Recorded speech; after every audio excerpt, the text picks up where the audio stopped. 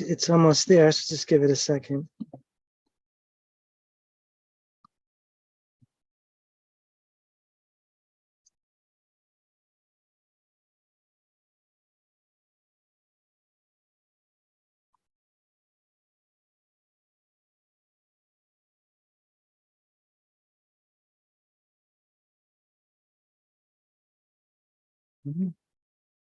Yeah, it looks like it's streaming to YouTube. So cool.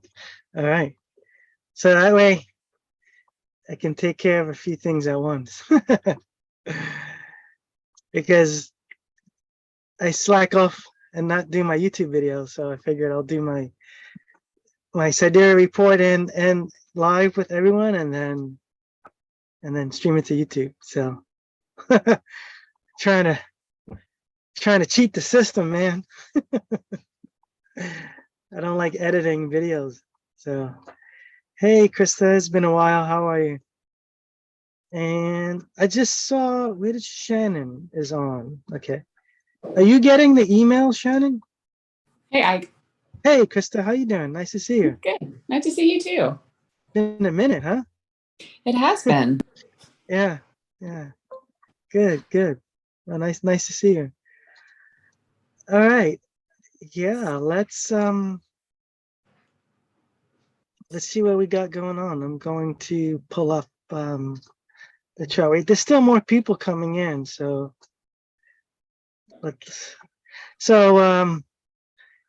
yeah, let's see. I'll start sharing right away here. Let's do screen share and then share. So these are the transits that we got going on for the rest of the month. So we'll get into that, but I think what I like to look at is we'll look at the new moon coming up, and then we'll look at the full moon where we're leading to, and then Mercury goes into Gatorade at some point. So we'll look at that. So let me point out a new moon here. Oh, that's Mercury in Gatorade. Here it is, new moon here. All right. So new moon on the 16th, and it's going to be in Leo. So what was interesting is, remember we had this whole thing with the Lionsgate, and I didn't quite understand how Lionsgate. No, but I don't really understand Lionsgate, and because I heard a story that it's connected with the heliacal rising of Sirius, which is Egyptian, but that's not true. Because if you look here, the sun is in Leo right now. So August 16th, it's in Leo, and Sirius is in the constellation of Gemini. So in those two, when Sirius rises just before the sun, that's the heliacal rising. So Gemini happens in July. Sidereal happens in July. So these are the things. They kind of missing the point type of energies that we get when tropical comes in and tries to weave in ancient cosmology with us, because it doesn't make any sense. Hang on, I'm letting a bunch of people in. So you see what I mean? But what's interesting is what I saw. I think it was is she on? Brenda asked me to take a look at this because she was figuring out also what this Lionsgate is. And then I said, well, I don't know about the actual Lionsgate, but the new moon has more of that influence that people are talking about. And this is what I'm talking about. You have Sirius rising when the new moon goes exact. You have Sirius rising here. And then you have the sun and the moon, because they're conjunct, that's new moon, in 8 degrees Leo. So that's the 8. That's the number 8 that we're looking at. And then the Sirius rising, it's not the heliacal rising, but it is rising right before the sun rises, but it's not heliacal. It's heliacal means rising with the sun. And that's the whole concept of the Egyptian New Year. And I might be botching the name, but it's Wep Rompet or something like that. Wep Rompet. That means coming of the new year, coming of the year. So this to me seems more like a Lionsgate. And also Venus, it's 3 degrees in Leo. That's actually a heliacal rising with the sun. So Venus now is morning star. So there's that whole story of Inanna, right? We know that journey. Underworld, she dies in the west. She's born again in the east. And it's the whole 7 gates of initiation, which is also the numbers tie into the gestation period of a human. So I weave that into to understand that the 7 gates of initiation to be born again is actually not. I believe it happens to the spirit when conception happens. Then 9 months, the gestation period happens, and then that's when the soul goes through the trial, the gestation. During gestation, I believe that's when the soul is like, are you worthy of being human? Are you worthy of living on earth? Are you willing to let go of everything that you possess? Because you need to be born on this planet with amnesia. Are you willing to let this all go and really die as a spirit to be born again in the East? So I believe that's the story of Inanna, is gestation, when conception happens. And this looks like it. This is what we're looking at here. This is what it looks like to me.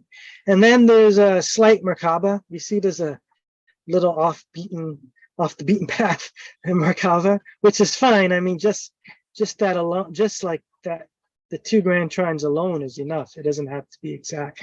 I'm moving my camera. Oh, so you guys know that I had to cancel class last week because my keyboard got wet. So I bought this cool foldable keyboard. It folds like the size of a phone. So I'm just getting used to it. So if I'm screwing up moving things around, I'm sorry. But yeah, it's pretty cool. I just fold it up, put it away. So, all right. But let's look at this Merkaba. So the Merkaba leading up, this is, I believe when you're looking at pyramid energy, the Merkaba going up to the midheaven where Chiron North Node is. Oh, you know what? I'm going to record this too. Hang on a second. Because, yeah, so this Merkaba going up, if you study pyramid energy, it starts at the base where it's bigger, and then it uses a centripetal force, not centrifugal. Centrifugal is outward, so that's combustion. This is centripetal. This is like the spiral of that we see, this Fibonacci sequence spiral. It's a centripetal energy. It means it gets stronger as it goes into the smaller point, rather than the combustion, which is it gets stronger when it goes to the outer point. So if you're using pyramid energy, when you look at a Merkaba, you look at what's the pinnacle of the pyramid going up, and obviously it's hitting the midheaven, which is kind of nice to see. So you have the midheaven right here, Chiron, North Node, the path of healing. And it's in Pisces, duality, polarities. And that's the age that we're in. So this is, again, this always falls in. Chiron here is the collective wounds, the collective conscious wounds. And this is the age that we're in. We're in that age of wounded with our separation, or understanding that we're separated, even though we're supposed to be on the same path. That's the fish held together by the string of matter. And there's wounds attached to that because there's differences, dualities, and stuff like that. We can't, it's like it's friction. So Chiron is here, causing us to heal these wounds. And that's just where we're at. And that's the age that we're in. We're in the Piscean age. That's it. So we're doing healing work within the polarities of the age that we live in. So it's pretty big energies. Like that alone is big. And most of us, like in our age, like now I'm, 49. So I have a Chiron return. So that's almost similar to a Saturn return, saying what are you doing with those wounds and the healing? Where are you? Are you creating more damage or are you creating healing? What are you doing? So that's what Chiron does when it returns. So it's interesting that it's in our time. But then that comes down. So from the bottom, energy in the bottom going up to the healing is this new moon that we just spoke about with Venus, morning star. That's the Inanna story. That's rebirthing again. So that whole rebirthing energy is what we're looking at. Then it hits out of all the points, the galactic center, which we know is Ophiuchus, and it's the 13th zodiac sign that we work with, right? And it's the most powerful part of the sky. This is the part of the sky where how we would explain it as the God realized human. This is where our information comes from when we're tapping into the God realized human. And if you take all my classes and you work with me and stuff, you see that this is a real thing. This is the sun god of Tiahuanaco, right? We had that image sharing on Facebook where the temple of the sun, he's a man holding two serpents. And then in Egypt, you have the Ankh with the two scepters. Imhotep, Ophiuchus, the man with the two snakes, the Kundalini, the energies. So this is the God realized self. So we have that going on. This is, I term the phrase galactic heart healing, because we're tapping into the galactic energy to do the healing work on this earthly plane. And it's in Leo, so that's the heart. That's all. Leo's all heart. They say it's ego, but it's the fire of the heart. It's the line that protects. This is why the Sphinx is the Leo. It protects. It's the Akhet. There's actually two sphinxes, the east and the west, and it forms the shape of Libra. The sun is in the middle, the protector of the sun, the protector of the horizons.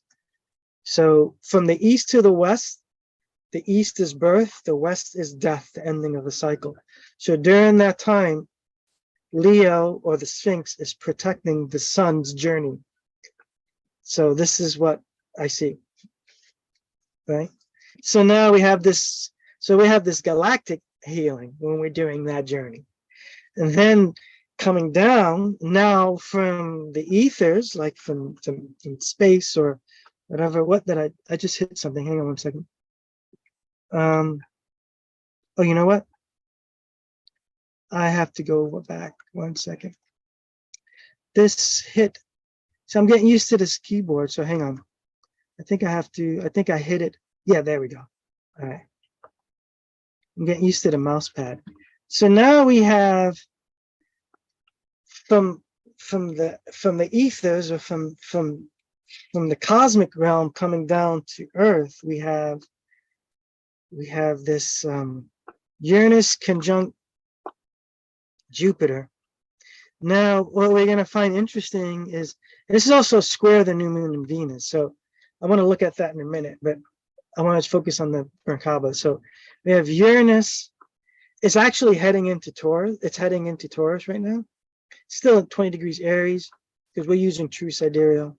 So it's right at the end of Aries. And this is creating a lot of anxiety because we're figuring out Uranus in Aries was about awakening and just being fire with the energy of awakening. Uranus in Taurus is now we have to settle and plant the seeds of awakening. So where are we going to settle?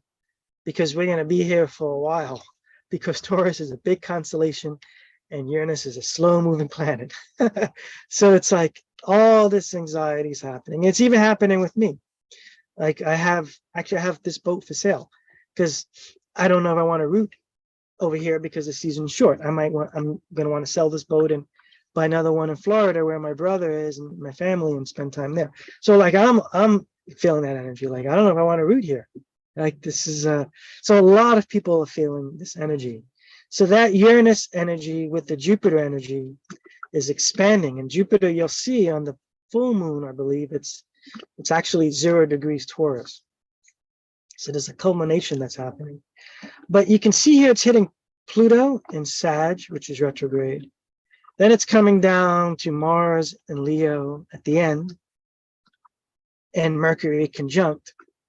So this right here, hidden truth that will set you free. Why is that? Because a Mars Leo is the fire of the heart that will push you through, right? It will, and Mercury is it's the logic. It's the one that says, hit it now, brother. It tells Mars, hit it now, my man, do it, right? And then what's interesting is here's the cool twist to the plot. When Mercury and Pluto hit, they reveal hidden truths because Pluto is in Sag. That's the higher truth. So it's hitting Mercury. The higher, I'm revealing the higher truth and bringing the information out. You see that? And then when Mars hits Pluto, that's the ultimate warrior of annihilation. So whatever is blocking you from being free will be annihilated. See how that works? How it like, so this is what I'm seeing. So now the Merkaba makes up the hidden truth that will set you free. Boom, let's take action because we have a journey to heal on a galactic level. So this is the seeds that we should be planting for the new moon. So how many of you followed that whole thing? Yeah, we got it. Okay.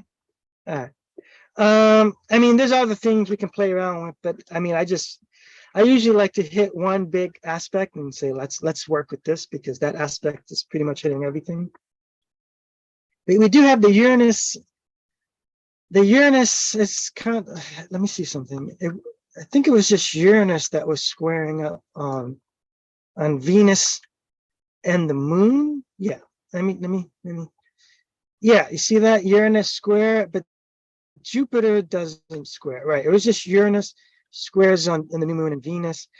So I don't know, when you have Uranus hitting moon and the sun, that's a lot of frenetic energy. So what I'm wondering is, so because this is going to play out into the journey, as we'll see in the transits, into Mercury in retrograde, because you're going to want to make your agreements before Mercury goes into the Gatorade. So there might be anxiety for all of this energy to settle it before Mercury goes into retrograde, which is, I believe, is on the 24th. We'll look at it. So, like, for example, for me, I just got off the phone with a guy that has another boat for sale that's really nice. And I'm like, shit, okay, like if we do this, it's got to be done like before the 20th at least. So it's like, so for me, that's the anxiety of the whole Uranus planting the seed of where am I going to settle, right? So for you, it could be something different, but it is the same energy of whatever I'm changing to has to happen because I'm going to freak out. And then if you do it during Mercury retrograde, I don't know. To be honest, the Mercury retrograde agreements, that's not taboo, man. I've seen straight up agreements over and over and over again that get entered into Mercury retrograde, and it doesn't happen right away, or it could happen right away, but there's agreements, they always unravel. Always unravel. And it's like, so there's no bonding, there's no stick to it. Always. I always see it. I did a business deal, Mercury retrograde, and I'm like, oh shit, I don't know. But the dude literally, he threw cash in my lap. Like I'm not even, I can't even show you the picture. I have a picture of me sitting with a bunch of cash. He wanted to get into the business I was in, which was retail. And he's like, I want to do your business. I'm like, wait till 3 weeks. He's like, no. And he pours it in the car. It goes, and I'm like, let's do it. Right. And then what happens about, so this was over the summer. in midwinter, the whole thing just unravels, just totally just, it's gone. Everything, there's no more deal, you know? So it happens. So just keep that in mind with this anxiety and the need to plant. Do it before the mercury goes in the Gatorade, because you know, it'll just slip through your fingers when it's done. All right. So anybody have any questions on this new moon, all the stuff that I just read? Frederic? Okay. Unmute. Well, I've been studying this today, Mhm. and I looked at Pluto. I'm a Pluto person, so Mhm. and I actually thought something like it's actually because it's internal retrograde, so it's an internal Yeah. process. I thought I was looking at it as like, this is going to show you something about what you truly value. There are Yeah, like right. certain beliefs, you think what you know, what you value, but now you're going to experience what's the true value within you, and that will probably show up with Uranus going into Taurus. Mm-hmm. Yeah. That's how I looked at it, and I was wondering, well, with the Venus trine, Venus North Node, and galactic center, I looked at it as unconditional love, universal love. Yeah. Mm-hmm. Venus trine North Node. Yeah, right. So, okay. Mm-hmm. Yeah, Mm-hmm. so I looked at it because it's because his wound in Pisces, it's actually the feminine and the masculine being apart, and this is like an opportunity to blend it in. Yeah, right. But I was wondering what is going to happen with Mars and Mercury, because I think Mars is opposite Neptune. Mm. So I was wondering what that would do to the trine, because will Mars be too impulsive or explosive and not be too intuitive enough or sensitive enough? It was look at what I wrote. What's Mars, that? T-square galactic center, opposing Right, yeah, what else? Yeah, spirit fire. yeah. Spirit I fire. wrote down a lot of fire, a lot of fire, a lot of fire. A lot of fire, yeah, a lot of spirit fire. Yeah. Yeah. So that's what I see. It's T square. So wait, what I wrote T square. So wait, T square galactic center. Yeah, Mars. Oh, we're Neptune. Right. Yeah, Neptune, T square. Right. Yeah, a lot of spiritual fire. So yeah, what do you think what that could mean? Masculine, spiritual energy, fire, like Yeah, it could righteousness. be too impulsive from the heart, like too much out there maybe, and not because Pisces is all about, with the North Node there, is all about healing the wound of separation. Mm-hmm. So I was wondering if Mars would be like too masculine and maybe too strategic, too mental thinking, and not receiving from as a messenger of the gods, but maybe too much in the mental state. Yeah. I'm just wondering, not sure. We have to wait. Yeah, because we're forgetting too that it's Mercury is there. It's opposing Mercury as well, so that's channeling energy. So yeah, it's like it's like yeah, it's just what. Wait, who was I forgot who I was talking to, but where you can channel something and you're like, but I'm channeling it. It's gonna happen, and you're like, yeah, but you're on Earth. It doesn't always work that way. Saturn is kind of like, no, Mars. You know, you're on Earth. you can't just go like that. But that's a possibility too, where you'll have that type of energy. Like, but I channel it from the God. You know, it can Archangel. come in, but you don't know how it will unfold. That's the Saturn thing. You don't know how it will unfold in a material space. But the message can be clear, but the human makes a picture of how it's going to be, and that's why you go wrong, probably. Yeah. I know this from experience. So yeah. Human beings. Human being.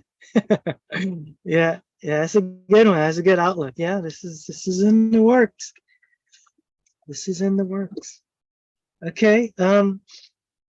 you want to look at the full moon and then go to Mercury in retrograde and then look at the transits and kind of see the waves of patterns in between. So I call the sticky stuff. Yeah. Let's see here. Full moon coming up, coming in hot. All right. Is Brandon on? Brandon is one of the mentor students. He's awesome. He had me write this word because we were talking about this, and he said, I feel like Saturn moon means that it's been earned. And I'm like, oh yeah, that's such a good word. Earned. Saturn moon is like I've earned this. I've earned this culmination. I've matured. See, because I wrote earlier before I talked with him, harvest, mature, and age. Those are my words for a moon conjunct Saturn. And it's an Aquarius, so aged, like we're coming into the Aquarian age. Saturn is having to sit in the sign that it's been squaring for the last few years. Remember, we had a big old square with Saturn and Uranus, which I was calling the Great Reset, Saturn, the Great Awakening, Uranus. So now Saturn is like, all right, now it's like Saturn can't even outrun the zodiac, is what I'm always saying. So now this is a earned position, like we've done the work. And see here, Grand Trine, Pluto, Uranus, 0 degrees Taurus, and the Mercury, Mars. So this right here. So Uranus, Pluto. This is open here, you see? And then it's met with it's a T-square with the midheaven and IC, but there's really nothing there. But yeah, that Grand Trine is moving into the new grounding. So this is plowed. The fields are plowed, and you've planted, and you've earned where you have arrived. So this should feel really good. So now remember, we have the anxiety of the new moon, the anxiety of Mercury retrograde, and then on the 30th, the end of August, it's like, I'm here. Like, this is it. Now we build from this foundation. So this is what we have to look forward to, which I believe is good. So I just want to leave it there. I like this, right? And we can mess around with Venus square Jupiter. We can figure that one out. Venus trine. I have a Chiron. Let me just double check that. Venus trine. Where'd Chiron go? Okay. Yeah, right here. Chiron ascendant. Well, yeah. So that's that. We can look at what Venus is doing retrograde. You can see she was still the morning star. So this could be maybe the maturity happens when the inner feminine is healed, whether you're a masculine person or not, feminine. That part of you is healed. The values, the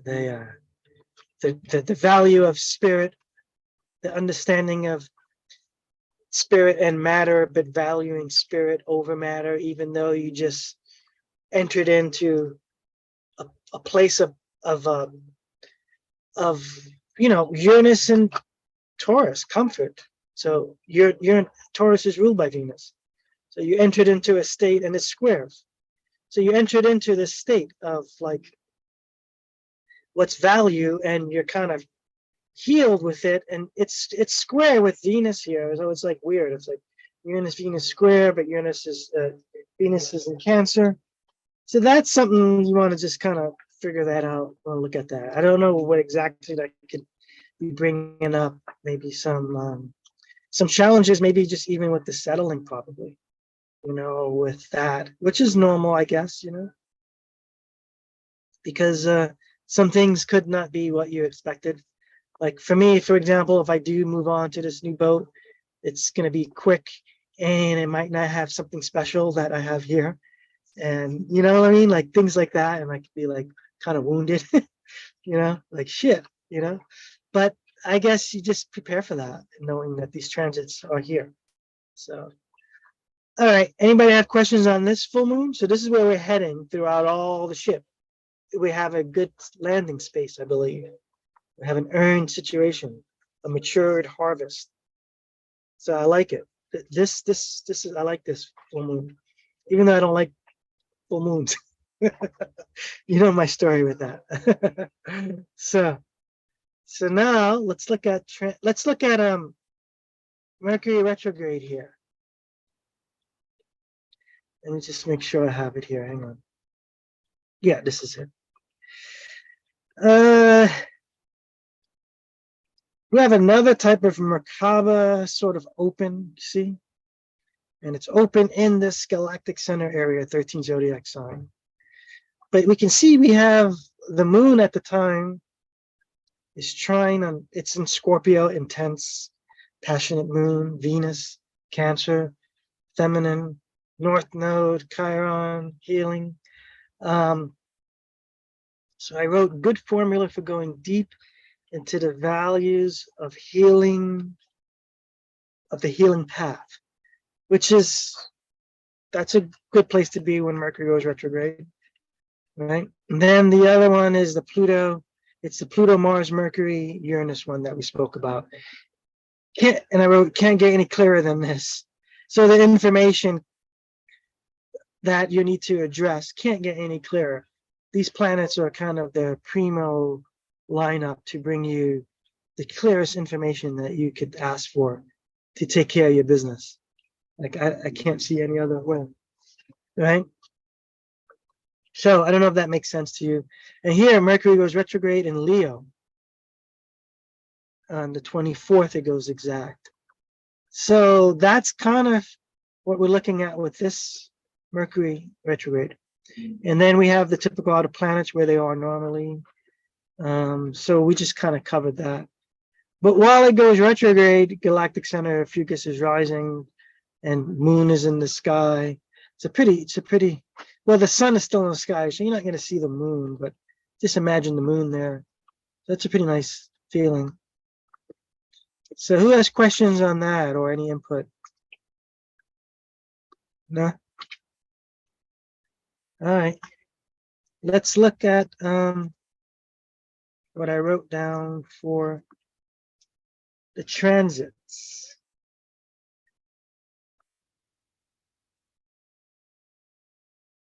Moving my cameras over. Let me just see. Okay. Well, I ran this last week because I was figuring out what the hell's going on. So this year's, here we just ended this. I got to look again if we're dealing with a Pluto retrograde, which we are. So it's going to happen again. But for now, the process for now is ending with Pluto in the nodes. So that could be somewhat of a relief because that was we were having a T-square with that, if you remember. So that was pretty intense. And then 11th through pretty much looks like 15th, healing heart fire of true values, because we are seeing these Sun, Chiron, these are the dates, 11th through the 13th, which is like we're in it. Are we in it now? It just ended. Sun conjunct Venus. I mean, that's amazing. That's the burning up of everything. When Venus just combusts, she just burns everything in order to be born again. This is it right here. This is like, and this is yesterday and into the evening. So this happened yesterday. Then we have Venus trine Chiron. It goes exact today. Went exact earlier today. Then it ends tomorrow. So this is all healing that deep Venus energy that we're all working with, values or the feminine, or this is it right here. So all that the last few days, a lot of us have been feeling tired. I know I have for about a week. So there's a deep process going on of values, which to me it was come up with the realization that like I value feeling rested. You know, I mean, I live on a boat and it's beautiful, but I'm like moving every time the wind shifts. I'm sailing different places. I'm getting hit. Yesterday, I got hit with a big old storm in the middle of sailing, almost pushed me onto a reef. So I was like, values, all is lost. I'm gonna hit the reef and I'm gonna have to like swim to shore because this huge storm just like came out of nowhere and just blew me all the way, all over the place. So yeah, so all of that stuff is the fire, you know, healing the heart fire, you know, and if you need to rest, that's what we get, that's what we do, you know, because we're working hard on our values, because we're coming into this culmination of this full moon that we just saw earlier. So then this is Mars. This is that trine that we're looking at, Mars Uranus trine. The will to root the new change. So that's coming strong right when that new moon hits. So this is a good energy. This is the will to plant. So this is like, you know, you're like, where am I going to plant this? You know, and like for me, that's what's going on too. Like, where am I going to like really, you know, wind up? Where am I going to plant this energy? And that's happening at the full moon with Mars Uranus. So like, that's good. That's all good. And Sun square Uranus, which is like, all the stuff creates like, Sun Uranus is like a lot of like energy of this, like this crackling energy. I always imagine a crackling energy when I have a Uranus Sun energy. It's like a crackle. And this could be the challenge to make that decision to where you're going to root. And then here we have Sun, we have the Sun trine North Node, sextile South. So we can see Sun, Leo, the nodes, Pisces, right. So I'm sorry, South Node, Virgo, the mother, North Node, Pisces. So this is actually remembering the royal birth, because if you follow what I'm doing, M, mother, Mary, Virgo, Isis, the mother, the primordial mother, and Pisces is the age we're in, the Christ consciousness. The Christ is the sun. So it's birthing the sun. So remembering this royal birth. This is remembering the job of the Virgo, of the Mary. What does she do? She births divine children, sons of God. Who are we? Well, children of God. Who are we? Children of God. Can we say it? Yeah. If you say it, can you say it? Most people can't. Can you say you're God? No. There's a movie about that. 3 words. It's something about the only 3 words you need to know, or can you say these 3 words? If you look it up, it was on Netflix a while ago. And the story was, there was a guy coming up to people on the street and say, can you say these 3 words? And they're like, what? I am God. Like, no way. I will never say that. That's sacrilege. You cannot be God. But we are. We're all separate. We're all these fractal particles of the God energy. That's the power that we have. And a lot of us can't remember that. And this is remembering that. So this is, I love this. This is 18th, 19th, 20th. So now we have how much is too much? What is that? Oh, Venus and Uranus, Venus and Jupiter, because Jupiter expands and it's an Aries. It's an Aries, which is what we were kind of looking at before, that energy of like how much is too much, because Uranus is abundance. And how much is too much? It squares Venus and Leo. You know, what fills the heart? How much is too much? Is there enough, or can you keep going? You know, so that's something that we want to look at. How much is too much, or is it enough, or is there more? So these are questions, because these are squares. So it's like, how much is too much? You know, so that's you know, keep an eye on that. Driven by intuition. This was the Mars Neptune that we discussed with Frederic. This is driven by the intuition. And why do I have? Oh, at the time this is going on, because this is a screenshot. This Mars is actually in Virgo. At the time that this is on the 21st. So that Mars is in Virgo. So this is why I was kind of like, this is like driven totally by intuition, because the South Node is in Virgo, which was part of remembering the royal birth. So this is like, I know how to do this. I know what to do. I know how to survive, because in essence, Mars really just wants to persevere and survive. That's because it's the first house.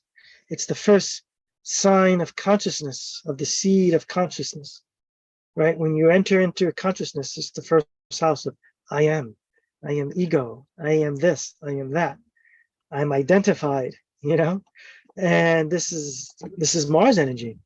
So now that I'm identified, I'm sentient, I need to make sure I survive, right? So remember how if you took my course from 1 to then 2 is Venus, what do I have to use to be able to survive? What tools do I have? Second house. But Mars is, I am alive and I need to stay alive to get to the next level. That's the only thing that Mars is thinking about. So this is about moving into that, remembering the royal birth and surviving. So this could feel like an energy like that, where it's like, we're planting, we're doing this, we're making these big changes, they're fucking scary. And we're, you know, intuition is driving, but you know, the will to survive, but where are we going to land? But remember, the full moon at the end of the month is, you've earned it all. Wherever you land, what you're doing, the energy that you're working with, you've earned it. So if you can harness the energy and work with all of these influences, maybe your earnings will be more in alignment with the cosmic ma'at, right? This is the cosmic balance of where, you know, you need to be, what you're doing in the collective, Chiron and Pisces. So all of these things are kind of like in the works. Now, Mercury goes Gatorade, we went over that. Mars trine Pluto, the warrior of high truth, kind of went over that. Authority of the heart is the sun opposing Saturn. So the sun is in Leo, the heart, Saturn authority. This is, you know, and Saturn is in Uranus. I mean, it's in the Aquarius, which is ruled by Uranus. But then that's part of where that moon is going to end up. So this is the authority. Saturn is this authority of time. But then the heart, the sun of the heart. So this is now merging together. The authority of the heart is what needs to be at play. So this is the sun talking to Saturn saying, you know, make sure my heart is the authority here. Because when I land on this full moon on the 30th, I'm going to earn. I want to feel like I earned everything. So my heart is driven by intuition. This is that Mars Neptune that we're looking at, driven by intuition. My heart is the authority. And earlier we saw this is all healing, all this Venus, Chiron, Sun, Venus, all the Sun, Chiron, all healing the heart fire of the true values. So this is a strong month. August is like freaking fire, man. What's this? Venus, Jupiter, strong heart communication, confidence as done. Okay, I don't know why I did that, but where was that? That was early up here. Yeah, Mercury. That was Mercury. Venus squares Uranus, settling anxiety. Uranus retrograde in Taurus, anxiety and the rooting. So this is all the stuff we just talked about. So that's it. And then we land at the full moon. So what do you guys think? Are you good for October? I mean, good for August? Can I take the rest of the month off? Can I go? I can go swimming. Yeah. Anybody have any input? Anybody want to share anything? August is going to be an eventful month. MT. Yeah. Yeah, we're good. All right, cool. All right. Great. So I have two announcements. One is we have the masterclass Wednesday, Thursday, and Friday. That is the Weaver of Destiny. It's the one I canceled last week.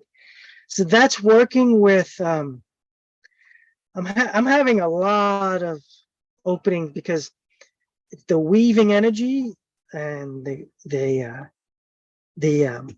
net that's tied in with the weaving mothers of all creation stories of every civilization has a weaving mother. That net is tied to quantum entanglement and the way astrology works. And I shit you not, I tried to take a photo the other day, but my camera, whatever reason, I have spider webs all over my boat.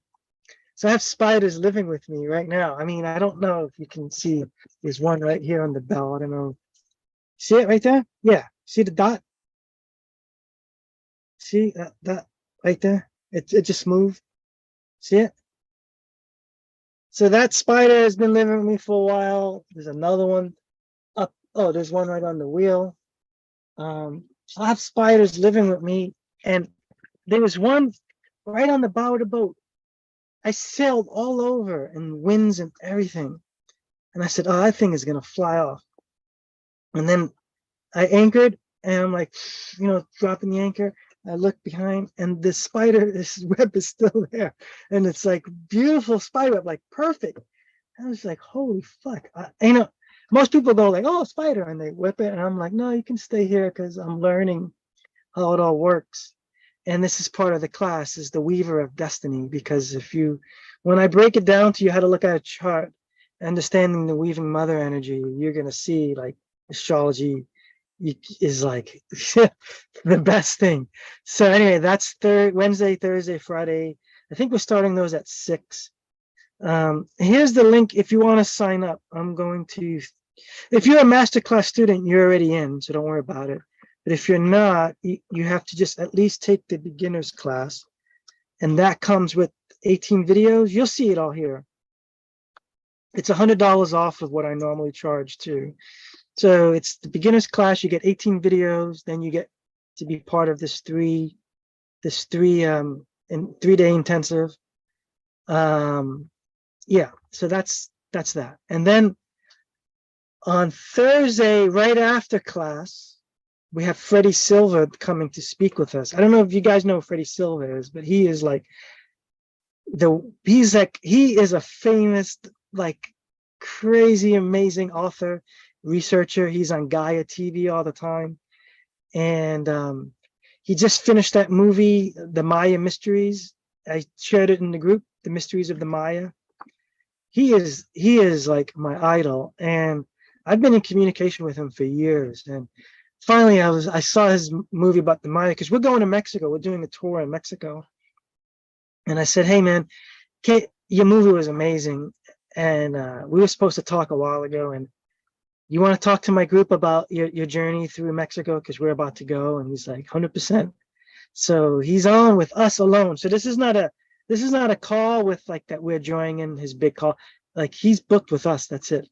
And he's going to talk to us about the Maya cosmology stories, and we're going to share the trip with him. He's going to tell us what his experience was in these temples. So I don't have the link prepared, but if you look in the Facebook group or through your emails, you'll see a link to register for that event. That's a free event, and it's on Thursday. And you'll see emails and Facebook posts flying through in the next few days, but definitely come to that. If not to sign up for the tour, just come to meet him and ask him questions and chat with him. But this tour is amazing. We're going to have in Mexico. It's a 2-week tour. You can join us in person. That price is $4,444. Or you can sign up for the virtual tour, which you'll get videos. Few of you did my virtual tour of Egypt. I think Krista was on. I think Billy was on. So I videoed all of my journeys through the temples of Egypt, and then I delivered them to everyone's inbox. So you can like see the journeys that I'm on, and it's like you're right there with us. So we'll have links to all that too when you come. Oh, Krista's Facebook was hacked. Yeah, mine was hacked too a while ago. So that's so fucked up, right? You're like, oh my God. Oh, I tried to get it back. That's why I was asking, can you email that information? Yeah, it should be in your emails. You should be on the email. Oh, is it already there? Okay, I just missed it. But I definitely want to do that one. Yeah. It's gonna be great. Yeah. And then we're gonna do a Mayan ceremony at the end with wow, what was the name? Temazcal, I think. It's a plant medicine. That's gonna be off the charts. So, all right. So those are the two announcements. So that's it. Anything else? Anybody have anything to share, or what's going on, or what's happening? Yeah, I know, Sarah. I saw your IG. I mean, you got it going on. Your Instagram. Yeah, yeah. You got some juice there. Thank you. I'm trying, posting every day. Yeah, Thank yeah. you. I can learn from you. I slack off in the summer. You Yeah, gotta commit. I know. Well, as long as I'm just teaching with the students and I'm like staying on that, I'm like fine. But yeah, like sometimes I'm just like, what am I going to post today? I can't figure it out. You know. Yeah, well, I can't wait till I actually understand true Mhm. sidereal so I can start spreading the word on my IG, but I'm not confident yet. Yeah, I'll you get there. Yeah. It's gonna click because you're going through this is what we call ACD, astrology collapse disorder. So the whole tropical system was rooted in your mind, and your mind is just popping, and it's like it's twisting everything for you. So you're kind of like, whoa. So you gotta let it collapse more, and then let the freshness come in. Mhm. But you're all right. You'll be all right. We got you. Thank you. Yeah. Yeah. All right. Oh, Emma is on. Hey, Emma. Hi. She rented my apartment in Saratoga for a month. She stayed and she became a follower of my astrology. So I don't know if she can hear. Maybe she's got it muted somewhere. But yeah. Ooh. Oh, she said hi. Follower for life. Yeah. Thank you. Yeah. That's so cool. Yeah, I never thought, usually like in Saratoga, people rent my place for the horse races. So I'm just like, yeah, I don't really get along with like track racing people with cigars and stuff like that, with the hats and things like that. They wear those funny hats. I'm just like, yeah. Oh, she's still drinking the spring water. Okay, yeah, I turned her on to the Saratoga spring water because that's why I moved to Saratoga. I had no idea that this racing scene, the horse racing scene, was huge because I would only visit Saratoga after the sailing season in the winter and collect the water. So I got turned on to the water. And that's really the only reason why I live there. It's natural healing spring waters.